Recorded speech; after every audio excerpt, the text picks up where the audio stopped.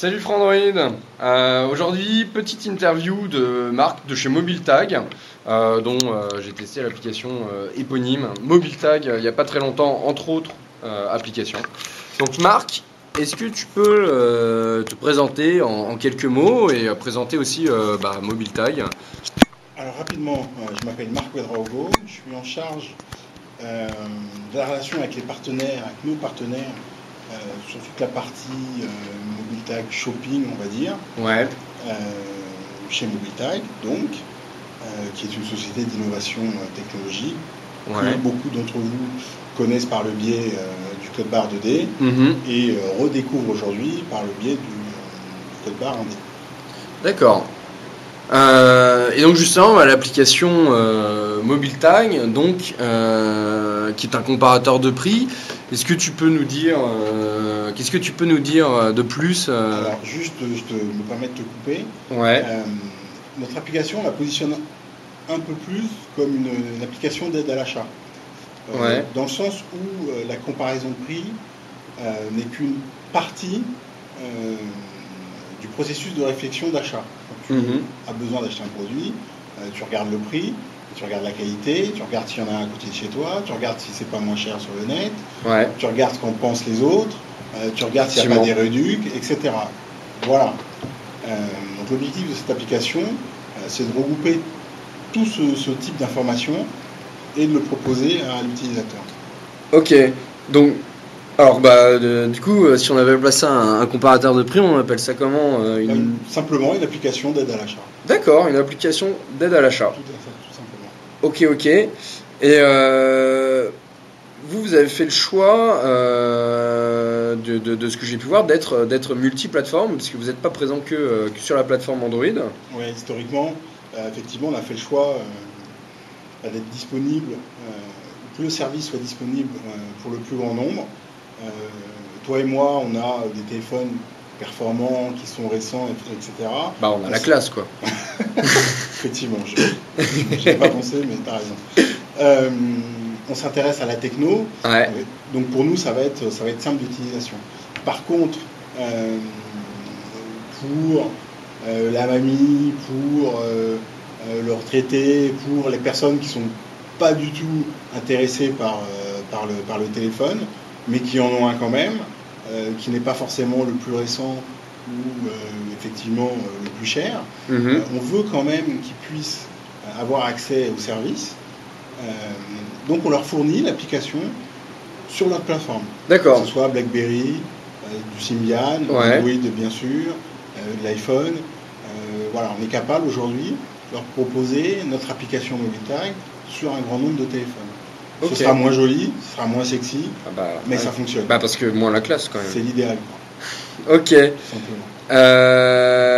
Je reviens sur un truc dont tu as parlé tout à l'heure, c'était la localisation. Est-ce que justement, par exemple, l'autre jour, je sais pas si tu as vu, mais j'ai acheté une cartouche d'imprimante, je me suis un petit peu fait avoir sur les prix. Et ouais, donc, est-ce qu'aujourd'hui c'est possible d'avoir la liste des magasins où c'est moins cher à côté, ou des trucs comme ça, enfin des trucs qui soient vraiment liés à l'endroit où je me trouve? Alors ça fera l'objet d'une upgrade ultérieure.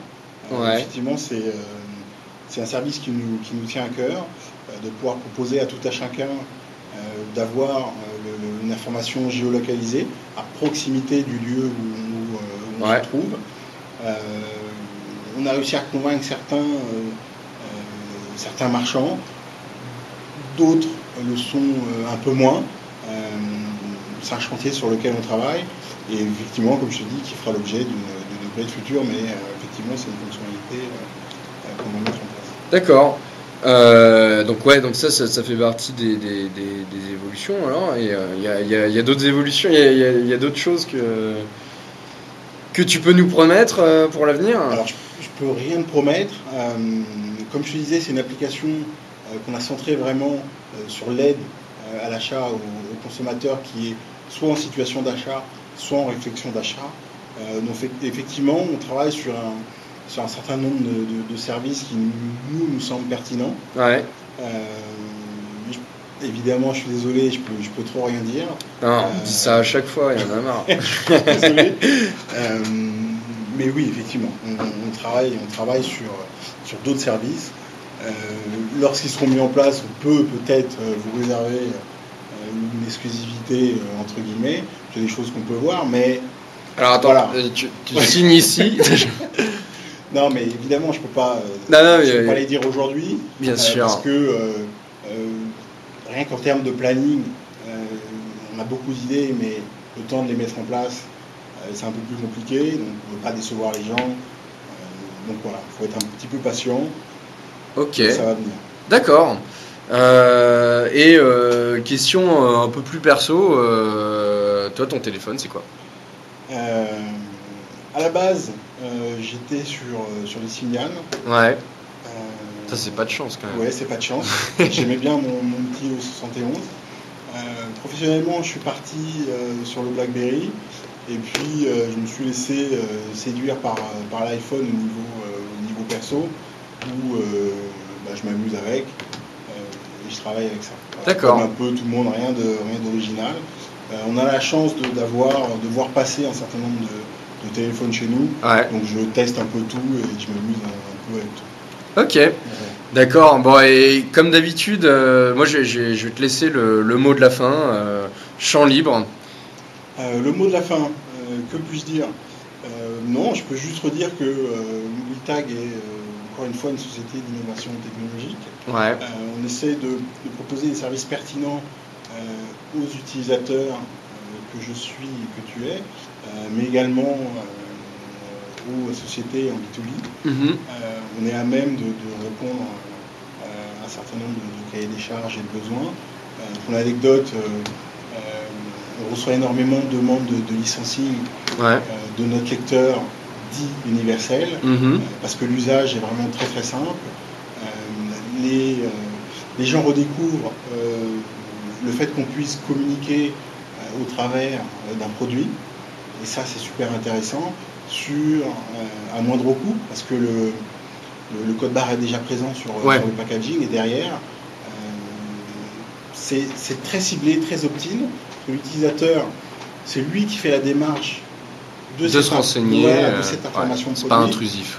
Et là, c'est très intéressant pour un marchand, pour une marque, de donner l'information à ce moment-là à l'utilisateur parce qu'il la réclame. Et ça vaut de l'or. Et effectivement, aujourd'hui, on reçoit énormément de demandes à ce sujet. Donc, vous allez certainement pas cesser de voir notre décodeur sur de multiples devices. D'accord. Et sur de multiples applications. Ok. Bah écoute, Marc, je te remercie. Voilà, c'est moi. Bye bye.